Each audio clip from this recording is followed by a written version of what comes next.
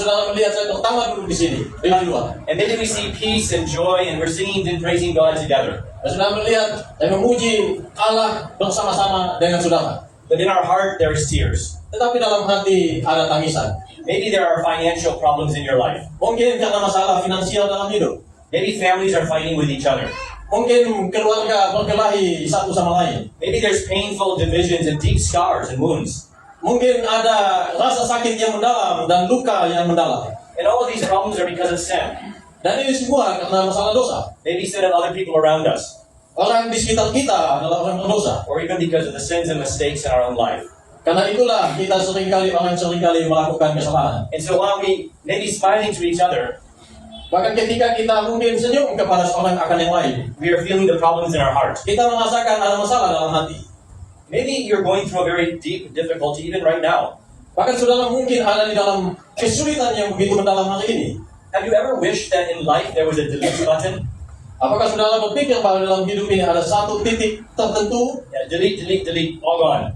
dan semua ini masalah ini selesai? If only we could just take our problems and make them go away. Dan kita ingin supaya semua masalah dilepaskan. Financial problems, go away.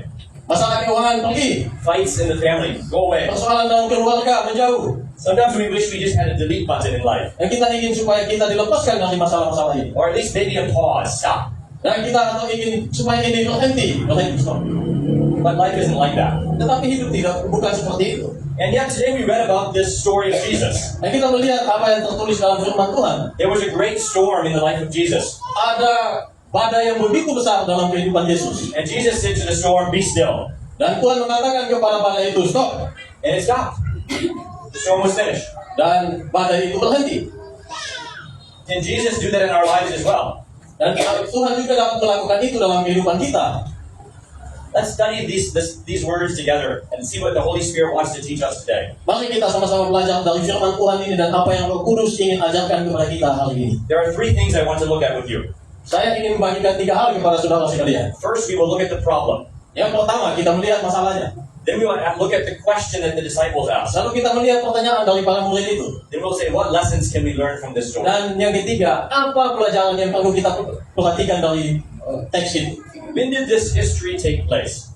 Di mana peristiwa ini terjadi? Well, we read in Matthew 8 about Jesus in the boats when he calms the storm. Kita melihat, membaca di dalam Matius bahwa Yesus ada di dalam perahu dan menenangkan badai. Jesus was in Galilee and he was ministering to the people there in the north part of Israel. Dia sebelumnya ada di Galilea dan melayani di situ. He had called his 12 disciples Dia memanggil murid-muridnya untuk pergi and they were learning how to follow Jesus. dan mereka harus belajar bagaimana mengikuti Yesus. And many people were learning about this great teacher, this healer of men. Banyak orang belajar dari orang-orang yang hebat. In fact, later Jesus is going to cast out demons. Dan di sini kita perhatikan Yesus menghardik. Jesus is teaching his disciples to follow him.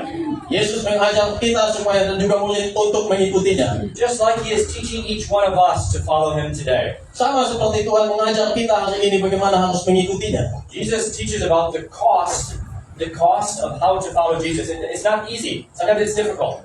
Tuhan mengajar kita harga yang harus kita bayar untuk mengikuti Tuhan, itu tidak mudah. And the disciples were learning to follow him. Dan murid-muridnya belajar untuk mengikutinya. They had counted the cost and now they were following him. Mereka memperhitungkan harga dari mengikuti Yesus. They had obeyed him and now together they were in the boat. Mereka taat kepadanya dan mereka ada di dalam kapal perahu bersama dengan Tuhan Yesus. But then something happens. Tetapi ada sesuatu yang terjadi setelah. Verse 23 and 24. Di ayat yang ke-23 dan 24. They entered the boat and followed him.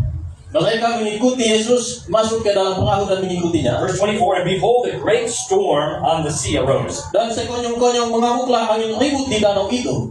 In the Greek, it's a mega storm. Di dalam bahasa Yunaninya, ini adalah badai yang sangat besar. Ya, sangat besar. Ya, sangat besar. Mega. Besar. Something strange, something unusual.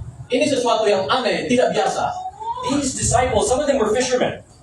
Murid-murid ini adalah nelayan yang berpengalaman. They knew all about boats. They knew about the sea. Mereka tahu semua tentang perahu, tentang Danau Galilea itu. From the time they were children, they were in the boat. Mereka dari kecil sudah terbiasa dengan perahu dan kapal. But there's something about this storm is bizarre. It's too much. Tetapi pada saat ini mereka menghadapi badai yang begitu besar. In fact, the word that's used in the Greek is a violent disturbance, like an earthquake. Ini menggambarkan di dalam teks aslinya ada satu gempa yang besar yang menggoncangkan. Or maybe like a hurricane or a whirlwind or typhoon. Do you have typhoons here maybe? Seperti topannya. Typhoon. Topan angin ribut yang besar, tidak seperti biasa. Maybe it was even demonic. Ini di dalam pemahamannya adalah kuasa jahat yang bekerja. Because it surprised the disciples. Karena ini mengejutkan murid-muridnya. They weren't ready for this. Mereka tidak siap untuk itu. It was unusual and unnatural. Karena ini tidak biasa dan tidak secara alami. And as a result, the boat was filling with water. Dan karena itu hasilnya adalah perahu itu dimasuki oleh banyak air. The winds and the waves were causing the troubles. Angin dan gelombang menghantam perahu itu. And even these disciples, some of whom were fishermen, were afraid. Bahkan walaupun mereka adalah nelayan yang berpengalaman, mereka ketakutan. Now think about this situation. Dan saudara pikirkan situasi ini. The disciples had obeyed Jesus. Murid-murid sudah menaati Yesus. They followed him into the boat. Mereka mengikuti dia di dalam perahu. They were believing in this great teacher. Mereka percaya kepada guru yang besar ini. And they obeyed. Dan mereka taat. But now there is an hour of trial. Tetapi sekarang adalah waktu ujian iman. There are many people who follow Jesus when it is easy. Banyak orang yang mengikuti Tuhan tidak mudah. But when the trials come, will they still follow him then? Tetapi dan ketika ujian dan cobaan datang, apakah kita masih tetap setia mengikutinya? When there is death in the family, Waktu kita ada masalah dalam keluarga, when there's great pain and suffering, waktu kita mempunyai penderitaan batin yang mendalam, when we lose our jobs or when we lose our wife perhaps, our children, waktu kita kehilangan pekerjaan, kehilangan anak, kehilangan istri, then it's easy to say, why, Lord, why? dan kita bertanya kepada Allah, mengapa Tuhan, mengapa? Why did you let this happen to me? Mengapa Engkau membiarkan ini terjadi padaku? I was obeying you. I followed you. Saya sudah taat kepadamu, saya betul-betul mengikutimu. You see, many people follow Jesus when it's easy.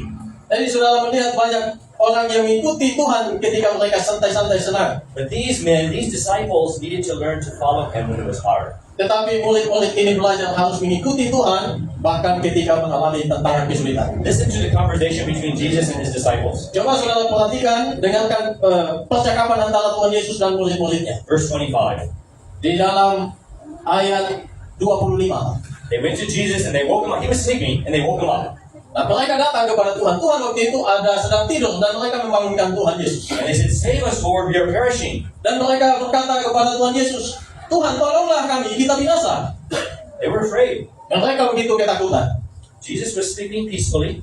Yesus tidur dengan nyaman dan damai. And the disciples were terrified. They were shaking up with fear. Sedangkan murid-murid mereka begitu ketakutan, mereka gemetar. And the wind was blowing and the waves were coming into the boat. Dan angin menghantam kapal itu sehingga air banyak masuk ke dalam. And then verse 26. Dan di ayat yang ke-26, Jesus awoke Yesus bangun dari tidur and he said, dan dia berkata, why are you afraid, Mengapa kamu takut? O you of little faith? Kamu yang kurang percaya, yang lemah iman. Why are you afraid? Mengapa kamu takut? It almost seems as if Jesus doesn't care. Mereka berpikir bahwa Tuhan sepertinya tidak peduli. These disciples are experiencing a terrible disaster. Mereka sudah mempunyai pengalaman yang mengerikan juga sebelum. Everything is out of order in their life. Mereka diombang-ombang-ambing dalam kehidupan. And Jesus says to them, why are you afraid? Dan Tuhan mengatakan, mengapa kamu takut? Doesn't he care? Apakah dia tidak peduli? Doesn't he know the problems that we're going through? Apakah dia tidak tahu apa yang kami lewati, yang kita lewati, pergumulan dan tantangan yang kita hadapi? Has he forgotten? Maybe he doesn't see. Apakah dia adalah seorang pelupa, orang yang cepat lupa sehingga dia tidak melihat? Does Jesus know the struggles that you're facing? Tetapi Tuhan mengetahui apa yang saudara alami, yang saudara hadapi. Why is he allowing these things in your life? Lalu mengapa Tuhan membiarkan ini, mengizinkan ini terjadi pada hidup saudara? There is Jesus sleeping. He's peaceful. Saudara perhatikan, Yesus ada tidur dan penuh dengan kedamaian, nyenyak ya, nyenyak. And we are full of fear. Dan kita diikuti rasa takut. Why is Jesus so calm in the middle of this storm? Tetapi saudara perhatikan, mengapa Yesus begitu nyenyak, begitu tenang di tengah badai yang besar? You know, we as Christians often struggle with many things. Saudara tahu bahwa kita orang Kristen seringkali mengalami banyak pergumulan dan tantangan dari hidup. Times of discouragement, times of fear. Kita waktu untuk dikuatkan, waktu juga di dalam fear, ketakutan. Doubt. Questions in our minds. Yeah. Banyak keraguan, pertanyaan dalam pikiran. And just like these disciples were afraid, so we also are afraid at times. Sama seperti murid-murid mempunyai rasa takut, kita juga bisa mempunyai ketakutan yang sama. Other people's lives seem to be fine, everything's okay. Hidup orang lain kelihatannya kok baik-baik saja, asik enak semua. But for us, why are all these problems following us? Tetapi kenapa kita yang ikut Tuhan kok masalah sering datang kepada kita? Isn't Jesus with us in the boat? Apakah Yesus ada bersama kita di dalam kapal kita? Where is he when it really matters? Di mana masalahnya? And maybe even there is a demonic force in your life that is causing trouble. Bahkan bisa jadi kuasa jahat menghantam kehidupan kita untuk mendatangkan banyak masalah. And we feel trapped in a storm too big for us. Dan kita merasa terjebak di badai yang besar. That is the problem that we see in this passage. Inilah yang menjadi masalah ketika kita melihat persoalan. Remember, I said number one, what is the problem? Ingat yang pertama saya katakan, apa masalahnya? Number two, the question that the disciples asked. Dan yang kedua, pertanyaan dari murid-muridnya kepada Tuhan Yesus. Look at verse 27. Mari kita perhatikan ayat yang ke-27. The disciples were amazed, saying, Murid-murid itu begitu heran, kata mereka, what kind of man is this that even the winds and the sea obey him? orang macam apa dia ini, sehingga angin dan danau pun taat kepadanya. We know what happens. Jesus rebukes the winds. Kita tahu apa yang terjadi. Tuhan menghardik angin itu. And then the waves and the winds are quiet. Dan langsung gelombang dan angin langsung begitu teduh, tenang. And the disciples say, who is this man? Dan murid-muridnya mengatakan, oh siapa orang ini? Who is this man? Siapa orang ini? Let's answer that question together. Coba kita menjawab pertanyaan ini bersama. Because you see, the Holy Spirit has given us this story. Karena saudara melihat Tuhan memberikan ini kepada kita sebagai bagian dari sejarah. The Holy Spirit wants us to see Jesus in this story. Di dalam cerita ini, Tuhan di dalam Roh Kudus memperlihatkan kepada kita. We are asking the question, who is this man? Kita bertanya, siapa orang ini, Tuhan Yesus? And the Holy Spirit is answering that question with this history. Dan Roh Kudus menjawab pertanyaan ini melalui cerita yang ada di dalam Matius. And as we learn the answer to this question, who is this man? Tapi kita belajar untuk menjawab pertanyaan siapa manusia ini. Then we also learn how to follow him. Mereka juga mendapat jawaban harus mengikutinya. What kind of man is this? Orang macam apa ini? Because you see, Jesus is more than a man. Sebab saudara melihat Yesus lebih daripada seorang laki-laki, seorang manusia. Jesus is the Son of God. Yesus adalah anak Allah. And the disciples were learning to worship him not just as a man, a good prophet teacher, Dan murid-murid tidak hanya belajar untuk menaati mengikuti dia sebagai manusia, sebagai nabi, sebagai pengajar. but they were learning to worship him as God himself. Tetapi mereka belajar untuk memuji menyembah dia sebagai anak Allah.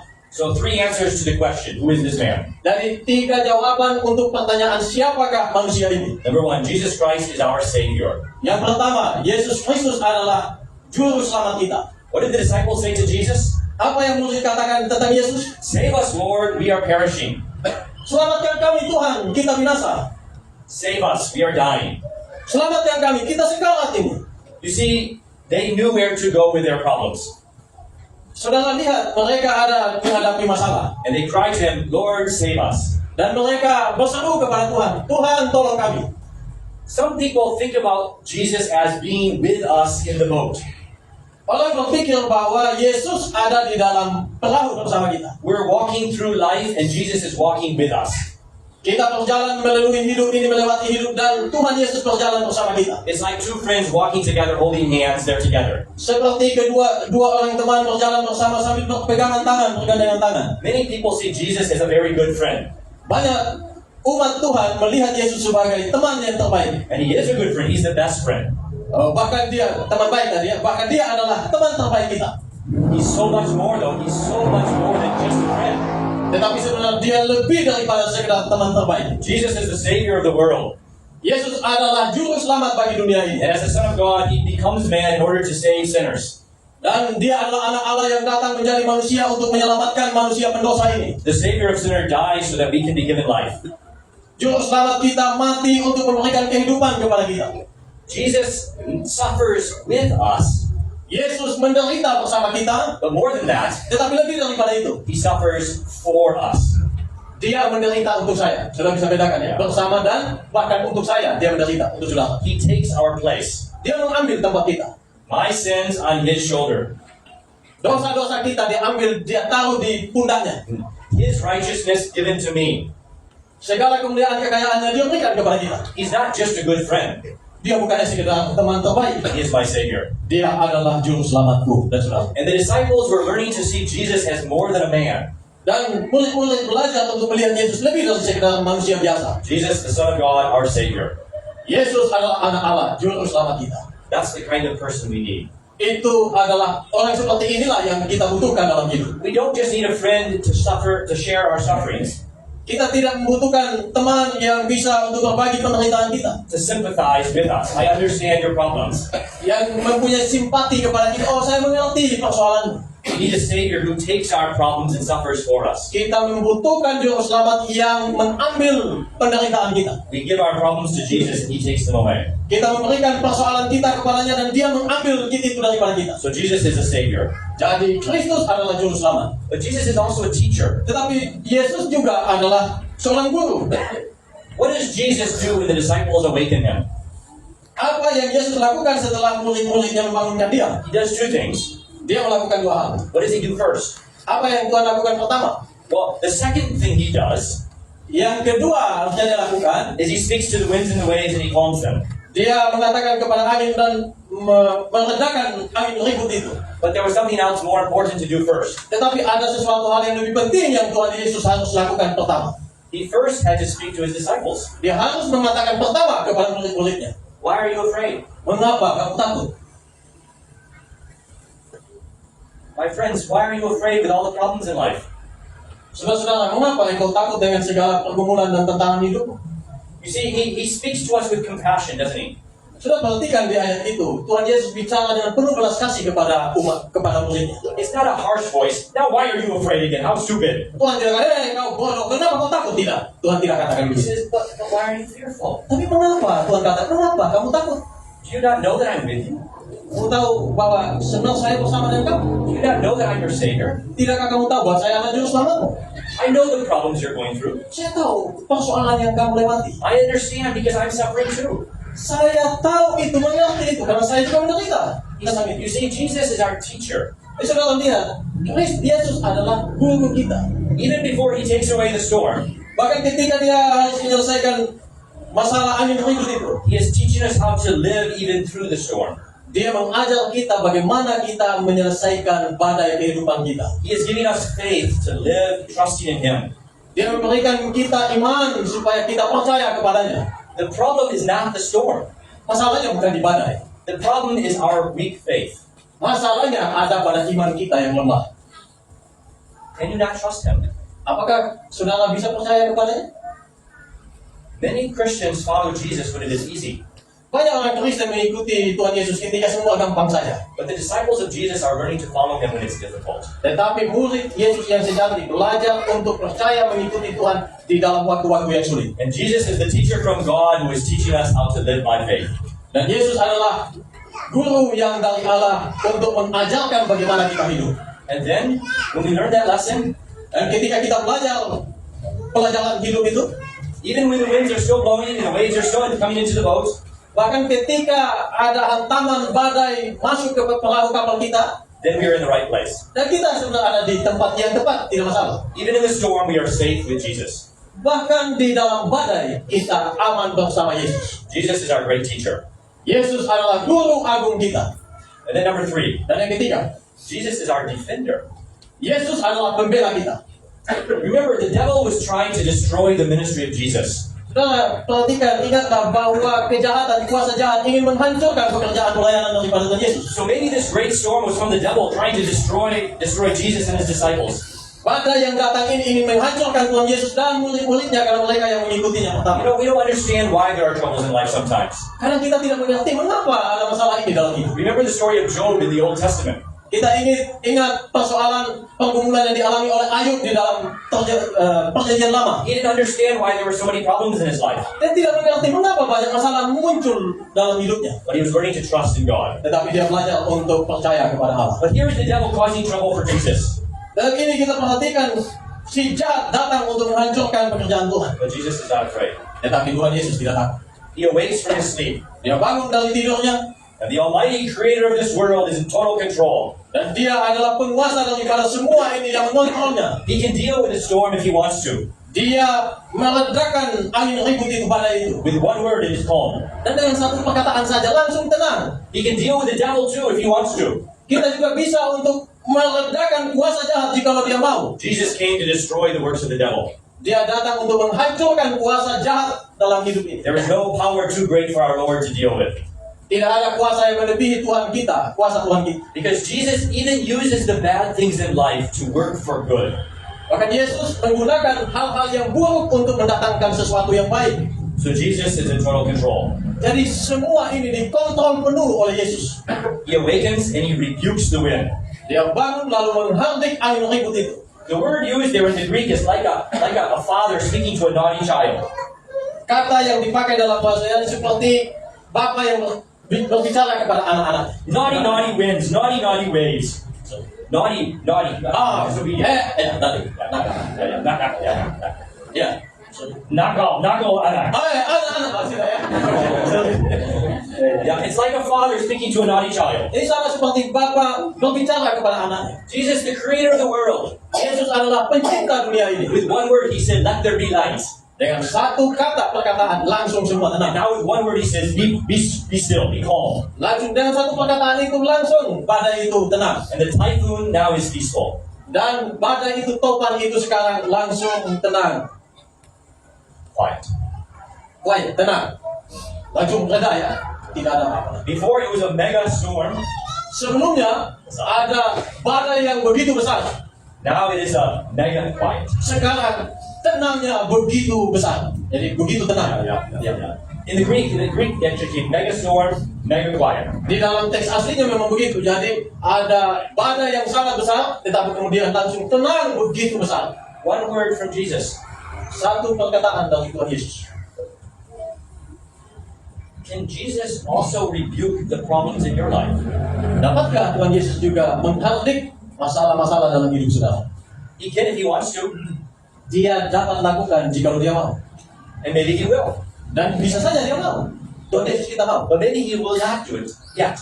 Tetapi bisa juga Tuhan tidak mau melakukannya. Belum mau melakukannya. Because maybe you still need to learn more faith. Sebab saudara perlu untuk belajar supaya mempunyai iman yang lebih dalam di dalam perjalanan iman yang sulit itu.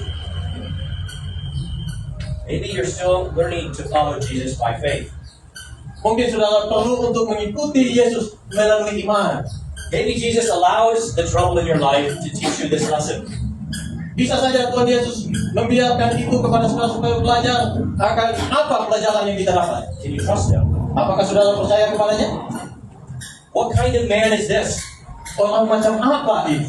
He's not only a man. Dia bukan sekedar manusia. He is the Son of God. Dia adalah anak Allah. He is our Savior from sin. Dia adalah juru selamat kita dari dosa-dosa kita. He is our teacher, teaching us how to follow. Dia adalah guru kita yang mengajar kita bagaimana harus mengikutinya. He is our defender who will rescue us at the right time. Dia adalah pembela kita yang dapat menyelamatkan kita dari masalah-masalah kita. This man, Jesus, is the Son of God. Yesus ini adalah anak Allah. And that's the lesson the disciples were learning. Dan itulah pelajaran yang murid-muridnya belajar. Are you a disciple of Jesus? Apakah saudara adalah murid-murid Tuhan Yesus? Do you believe He is the Son of God? Apakah saudara percaya kepada anak Allah? Is He teaching you to live by faith? Apakah Yesus mengajar saudara untuk hidup oleh iman? Many people follow Jesus when it is easy. Banyak orang mengikuti Yesus ketika semua baik saja, baik-baik. But we're learning to follow Him when it's difficult. Tetapi kita belajar untuk mengikutinya di dalam kesulitan-kesulitan. And you know, even then, we can learn to be thankful for the trials. Bahkan saudara tahu bahwa kita bahkan bisa bersyukur di dalam ujian dan tantangan-tantangan kehidupan. Because you see, these trials bring us closer to Jesus. Karena ujian iman, pencobaan yang ada itu membuat kita makin dekat kepada Tuhan Yesus. And we have greater faith to see Him, to know Him better. Dan kita diberikan iman untuk mengerti, melihat Dia lebih besar lagi daripada sebelumnya. And God is glorified as we praise our Savior and Lord. Dan Allah dimuliakan ketika kita percaya kepadanya, hidup di dalam. Now, I started by saying there are three parts. Dan saya akan Three parts. tiga bagian: The problem, the question, masalah dan pertanyaan. and then the third is the lesson for us today. Dan yang ketiga, pelajaran untuk kita hari ini, apa yang kita dapat. And I'm going to be very brief. Dan saya akan coba menjelaskan ini dengan singkat. Why did the Holy Spirit instruct Matthew to write these words? Mengapa Matius dipimpin oleh Tuhan untuk menulis ayat-ayat ini? You see, the disciples needed to learn some lessons, didn't they? Saudara perhatikan, murid-muridnya perlu untuk belajar dari perlawanan ini. And the Holy Spirit records the story of how they were learning these lessons. Dan Roh Kudus berbicara untuk mereka mengerti pelajaran yang ada. But we also have this story in the Alkitab, the Bible. Tetapi kita juga mempunyai cerita di dalam Alkitab. Because the Holy Spirit is still speaking to us today. Karena Roh Kudus masih tetap berbicara kepada kita sampai hari ini. He speaks to us through the Word of God. Dia berbicara kepada kita melalui firman-Nya. And the Bible gives us these lessons, not just for the disciples, but for us. Dan Alkitab memberikan kita pelajaran bukan hanya kepada muridnya, tetapi juga kepada kita untuk kita pelajari. And as I've said already, Saya sudah katakan the sebelumnya, Holy Spirit is introducing us to know Jesus better. bahwa Roh Kudus memperkenalkan kepada kita bagaimana mengenal Tuhan Yesus dengan lebih baik. Because really we want to not only know Him, but to be in relationship with Him. Karena kita harus mempunyai relasi yang lebih dalam bersama dengan Dia. And to know, Bukan hanya sekedar tahu. and to know Him is to love Him. Mengenal Dia untuk mengasihinya lebih dalam. And to love Him is to obey Him and follow Him. Mengasihinya untuk menaatinya lebih dalam. And we love Him and obey Him because He loved us first.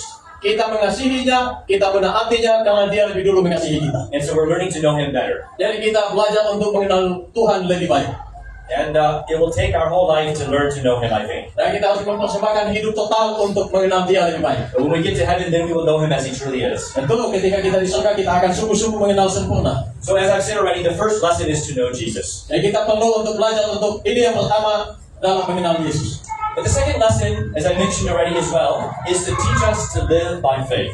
Lalu pelajaran kedua adalah bagaimana Tuhan Yesus mengajar kita supaya kita hidup melalui iman. It's easy to follow Jesus when we can see Him. Gampang bagi kita untuk mengikuti Yesus ketika kita melihatnya. It's easy, like I said, to follow Him when there are no problems. Dan gampang bagi kita untuk mengikutinya ketika tidak ada masalah.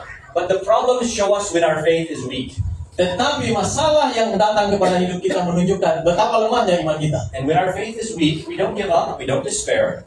Ketika kita mempunyai iman yang lemah, ketika kita mempunyai weak faith. Weak faith. When we have weak faith, we don't become discouraged. Ketika kita mempunyai iman yang lemah, kita tidak menjadi ciut. But rather we pray, Holy Spirit, give us strong faith to believe more. Malahan kita berdoa kepada Allah supaya Roh Kudus dicurahkan untuk kita dikuatkan. Because you see, we often are looking at the waves and the wind, Sebab kita bisa melihat angin dan badai and we're not keeping our eyes on Jesus. dan tidak melihat Yesus, tidak memandang kepada Yesus. But our faith teaches us to keep our eyes on Jesus. Tetapi ketika kita mempunyai iman kita akan memandang kepada Yesus. And so that's really the result, the action that we need to now follow. Dan ini adalah aksi yang harus kita lakukan untuk mengikutinya. When we are experiencing troubles and trials in life, Ketika kita mempunyai banyak pergumulan, tantangan dalam hidup, masalah dalam hidup, we take those problems to Jesus. kita ambil masalah ini kepada Kristus. Jesus, I'm struggling with finances. The money is too small. Yesus, saya bergumul dengan masalah keuangan. Jesus, there's a problem in my family. Please help me share the gospel with them. Yesus, keluarga saya mempunyai masalah. Tolong saya untuk menemukan solusi. Jesus, I'm afraid. What will tomorrow bring? Yesus, saya takut apa yang akan terjadi besok. Jesus, I'm facing these temptations. They are too powerful for me. Yesus, saya menghadapi cobaan yang begitu besar melebihi kekuatanku. Jesus, my faith is weak. Please make me strong in faith. Yesus, imanku lemah. Tolong berikan aku kekuatan yang cukup. The disciples did the right thing. They went to Jesus with their problem. Murid-murid Tuhan Yesus melakukan hal yang benar. Mereka datang kepada Tuhan Yesus. And they woke him up. They woke him up. Dan mereka membangunkan Yesus. You know, sometimes we need to waken Jesus with our prayers. Kadang kita harus membangunkan Tuhan Yesus melalui doa-doa kita. Maybe the whole night we have to keep Jesus awake with our prayers. Kita berdoa sepanjang malam untuk membangunkan Tuhan Yesus. Because he's there at the throne of grace in heaven. Karena Tuhan Yesus dengan segala kemuliaannya di surga. And Jesus hears our prayers. Dan walaupun begitu Tuhan mendengarkan doa-doa In kita. fact, he is praying for us. Dan dia berdoa untuk kita. So all of our fears, all of our worries, we take them to Jesus. Jadi semua ketakutan, semua masalah, mari kita bawa kepada Tuhan Yesus. And when the time is right, he can calm them with one word. Dan pada waktu yang tepat, waktunya Tuhan, dia akan menenangkan badai itu. You see, Jesus is in the boat with us. Saudara harus melihat bahwa Yesus ada bersama kita di dalam kapal kita. No, more than that, he has died for us in our place. Tetapi sekaligus lebih daripada itu, dia mati bagi kita, mengambil tempat kita. And we trust him as our Savior, and our teacher, and our defender. Dan kita percaya kepadanya sebagai juru selamat, sebagai pengajar, sebagai guru, dan sebagai pembela. He is teaching us to walk by faith and not by sight. Dan dia mengajar kita untuk berjalan dengan iman bersamanya.